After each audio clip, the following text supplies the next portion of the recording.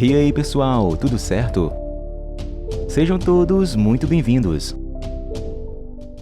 Em um misterioso laboratório subterrâneo, Gary e Steve estão discutindo sobre suas vidas domésticas quando são interrompidos por Wendy, que os informa que Estocolmo falhou, significando que são apenas eles e o Japão.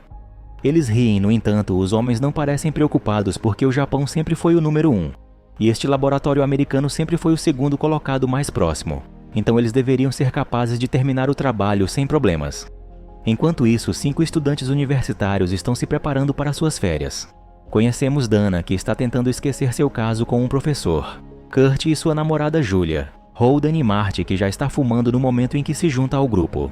Eles carregam um veículo com todas as suas coisas, incluindo a motocicleta de Kurt, e partem para passar alguns dias em uma cabana na floresta. No telhado de sua casa, um homem suspeito avisa seus chefes que o grupo está a caminho. Quando estão longe o suficiente na estrada, Julia percebe que não tem sinal e Marty explica que esse é o objetivo: sair do mundo virtual e relaxar ao mesmo tempo. Gary e Steve começam a preparar os computadores na sala de controle do laboratório. Eles também conhecem Daniel, o novo oficial de segurança da sala, que acha que está preparado para qualquer coisa que possa acontecer. Algum tempo depois, o grupo para em um posto de gasolina, embora pareça abandonado e eles não consigam dizer se as bombas de gasolina funcionam. Holden entra no prédio para investigar e encontra uma coleção de coisas muito assustadoras, apenas para ser surpreendido por Morai, o homem que sabe sobre a cabana sobre a qual estão falando, explicando que viu muitos donos virem e irem.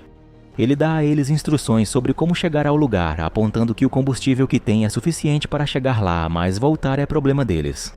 Ele também insulta Julia, então Kurt quer bater nele por isso, porém Holden o segura rapidamente e o grupo decide sair antes que as coisas fiquem feias. Depois de mais algumas milhas dirigindo, o grupo passa por um túnel sob uma montanha, que é a única maneira de chegar a estas florestas, já que há um desfiladeiro largo ao redor. Enquanto o veículo passa, um pássaro voa muito perto. De repente a ave se choca com uma barreira invisível, revelando que esta área é cercada por um campo de força. Minutos depois, o grupo chega à cabana e começa a trazer suas coisas. Holden encontra uma pintura extremamente assustadora em seu quarto e a coloca de lado, apenas para descobrir que pode ver o quarto de Dana através do espelho. Quando Holden percebe que pode ver Dana trocando de roupa, ele imediatamente grita com ela para parar e chama todos para mostrar o espelho. Depois de algumas piadas, Holden oferece a Dana para trocar de quarto, o que Dana agradece muito. Então ela percebe que também pode ver Holden trocando de roupa, então ela coloca a pintura de volta em seu lugar. Ela acha isso bastante assustador também e decide cobri-la com um cobertor. De volta ao laboratório, eles estão gravando o que está acontecendo dentro da cabana. Eles discutem um ajuste de cenário iminente e de alguma forma têm acesso aos testes de sangue dos alunos, que indicam que os produtos químicos que plantaram no corante de cabelo de Julia estão funcionando muito bem e aumentaram seu libido. Sua conversa é interrompida subitamente por uma ligação de Morai que os avisa que os alunos estão a caminho e começa a pregar sobre a limpeza para o bem maior. Ele leva isso tão a sério que Gary e Steve só conseguem rir enquanto o grupo de amigos passa o dia no lago. Gary e Steve começam a fazer apostas sobre o que os alunos vão escolher na cabana. Daniel acha tudo isso bastante severo, mas Wendy aponta que eles precisam relaxar um pouco para tornar este trabalho muito difícil mais fácil. Quando Daniel se pergunta se os superiores sabem sobre isso, Steve explica que seus chefes não se importam, contanto que o trabalho seja terminado. Daniel também acha injusto apostar em um resultado que é controlado por eles, mas Steve e Gary dizem que o sistema não é assim. Os jovens serão guiados para o destino, mas a escolha final é deles para fazer. Eles optam por ignorar ou não os avisos de Morai, que também está ali pelo sistema, e apenas se escolherem mesmo assim seguir em frente para o lugar é que podem ser punidos. Quando a noite cai, o grupo de amigos joga verdade ou desafio. Julia é desafiada a beijar uma cabeça de lobo que está pendurada na parede e ela assim o faz, agindo de forma provocante, o que é incomum para ela. Então Dana escolhe o desafio e nesse momento uma porta no chão se abre atrás deles, algo como cortesia feita pelas pessoas do laboratório. Os jovens burramente atribuem isso ao vento e idiotamente decidem que o desafio de Dana é ir até lá embaixo. Quando ela o faz, descobre que está cheia de objetos assustadores, como um piano antigo e bonecas feias. De repente, a imagem de uma garota assusta Dana e ela grita, fazendo os outros descerem também. Marty acende uma lâmpada e eles descobrem ainda mais coisas assustadoras, o que faz Marty pensar que não devem ficar ali embaixo, especialmente quando ouve uma voz sussurrando para ele. Os outros o ignoram e começam a mexer em coisas como uma caixa de música com uma bailarina e uma estranha bola, mas sua busca é interrompida por Dana, que encontrou um diário. Ela lê passagens explicando que a primeira família que possuía esta casa foi torturada pelo pai. e a filha encontrou um livro com algumas orações que trariam os espíritos bons até eles. Há algumas linhas em latim na página e Marty pede a Dana para não lê-las, mas Dana o faz mesmo assim. Isso faz com que os cadáveres da família voltem à vida e as pessoas no laboratório comemoram que os funcionários da manutenção ganharam a aposta. Descobre-se que a aposta deles era baseada em qual monstro atacaria os alunos dependendo do item com o qual brincavam. Daniel ainda não consegue acreditar que deuses e magia são reais, e Steve fica desapontado por não conseguirem ver um tritão já que nunca é escolhido. Então ele e Gary verificam nas telas que mostram o mesmo trabalho sendo feito em todo o mundo. Todos os outros países falharam, exceto o Japão. Em uma escola japonesa, jovens garotas estão lidando com um fantasma assustador. Depois o grupo de amigos sobe as escadas e Kurt e Julia continuam se comportando de forma estranha. Kurt continua bebendo e fazendo comentários grosseiros enquanto Julia dança de forma provocante e flerta brincando com Marty. Já que os outros três não estão mais no clima, Kurt e Julie saem para ter privacidade na floresta. Marty pergunta a Dana se ela não percebe que seus amigos estão agindo de forma estranha e ele confessa que está sentindo como se houvesse alguns manipuladores por trás disso tudo. Dana diz a ele que são apenas os efeitos colaterais do que ele está fumando, então Marty decide ir para o seu quarto e descansar. Dana se junta a Holden no sofá e eles acabam se beijando. Enquanto isso, Kurt está tentando convencer Julia a fazer coisas na floresta, mas Julia não quer se despir porque está frio. As pessoas no laboratório estão decepcionadas porque querem ver alguma ação, então elas liberam feromônios para mudar a mente de Julia. À medida que o casal começa a entrar no clima, os técnicos também ligam uma luz especial para criar um local romântico na grama. Kurt e Julia se deitam e começam a se ocupar, fazendo Julia ficar bem vista nas câmeras. Daniel se pergunta se isso está indo longe demais, mas Steve explica que eles precisam manter o cliente satisfeito. De repente, um zumbi aparece e fere a mão de Julia. Ela, assustada, se afasta e Kurt intervém para defendê-la, mas o zumbi o esfaqueia no ombro. Kurt o empurra para longe e retira a lâmina do ombro apenas para ver um segundo zumbi chegar. Este usa uma corrente para derrubá-lo e depois captura Julia. O primeiro zumbi agarra Kurt para fazê-lo assistir como toda a família de zumbis mata Julia com uma serra enferrujada. No laboratório, Steve e Gary fazem uma oração indicando a morte de Julia como uma oferenda, e Steve puxa uma alavanca para fazer o sangue de Julia cair em uma misteriosa engenhoca. Na cabana, Marty ouve a voz novamente e decide sair para uma caminhada. Primeiro ele vai se aliviar e percebe que não há estrelas no céu. Um dos zumbis aparece subitamente e começa a se aproximar lentamente dele, mas nesse momento Kurt aparece, empurra o zumbi para longe e leva Marty para dentro da casa. Kurt então conta a todos que Julia está morta e que eles precisam sair. Contra os avisos de Marty, Dana abre a porta e encontra outro zumbi que joga a cabeça de Julia para ela. Dana grita enquanto Kurt e Holden correm para trancar a porta, mantendo o zumbi do lado de fora. Kurt destaca que é importante ficarem juntos por segurança e que precisam barricar todas as janelas e portas. Isso pode dificultar o trabalho do laboratório, então os técnicos liberam um gás desorientador que faz Kurt mudar de ideia. E ele anuncia que devem se separar para cobrir mais terreno. Cada aluno corre para seu quarto e os técnicos trancam suas portas. Marty corre para fechar a janela e acidentalmente derruba um abajur que se quebra e revela uma câmera escondida. Steve entra em contato com o laboratório de química para conseguir algo que o faça esquecer, mas Gary o impede. Ele fica lá porque já há um zumbi a caminho. Enquanto Marty se pergunta se isso é um reality show, ele descansa o corpo contra a janela e o zumbi quebra o vidro para agarrá-lo e jogá-lo para fora. Os dois trocam alguns golpes, mas o zumbi esfaqueia Marty e o arrasta para a floresta. Então os técnicos puxam a alavanca novamente e é mostrado que o sangue de Marty é enviado para uma escultura de pedra. O chão sob a cabana começa a tremer e um zumbi rompe a janela de Dana. Ela começa a chorar por ajuda e Holden quebra o espelho entre seus quartos para trazê-la para o dele. Há outro zumbi tentando entrar lá também e quando Holden move a cama para bloquear o ataque, Dana descobre outra porta de porão. Ela usa um abajur para verificar se é seguro.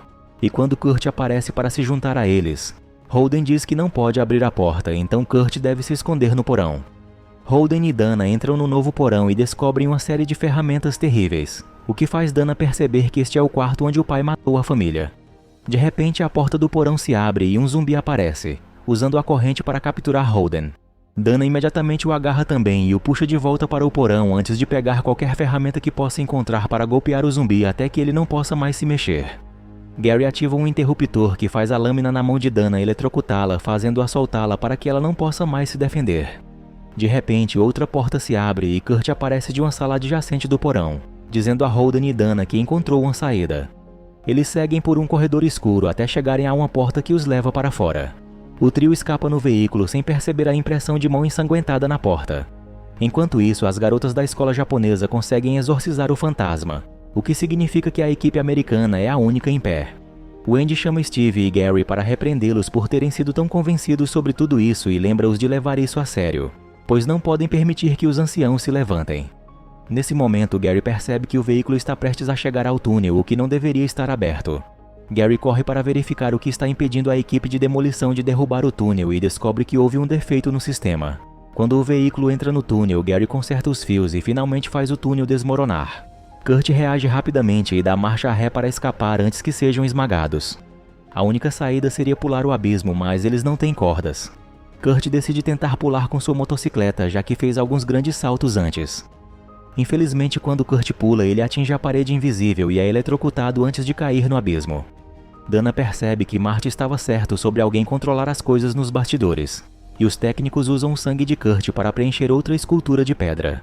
Holden e Dana voltam para o veículo e dirigem de volta para a cabana, porque Holden acha que podem encontrar uma estrada atrás dela. Suas palavras são interrompidas subitamente por uma lâmina que vem por trás e o atinge, matando-o instantaneamente. Dana grita quando vê que há um zumbi no veículo que agora está saindo da estrada e caindo no lago. O zumbi tenta agarrar Dana, mas ela apenas nada para longe, enquanto os técnicos no laboratório comemoram com uma bebida. Daniel não entende por que eles estão felizes, considerando que Dana está viva, mas Steve explica que o sacrifício dos intocados é opcional, contanto que seja feito por último e ela sofra primeiro. Enquanto Dana chega ao pier e está sendo atacada por um zumbi, os funcionários do laboratório fazem uma festa. A equipe de demolição permanece na defensiva e diz que o defeito foi causado por um roteador de energia do andar de cima, o que Gary acha que não faz sentido. Então o telefone conectado às pessoas lá em cima começa a tocar, e Steve atende a ligação para descobrir que um dos sacrifícios ainda está vivo, então o ritual não foi concluído. O zumbi no pier está prestes a matar Dana quando Marty aparece para ajudá-la. Os dois batem no zumbi para fazê-lo cair no lago, e então eles fogem, cientes de que os zumbis ainda os estão seguindo.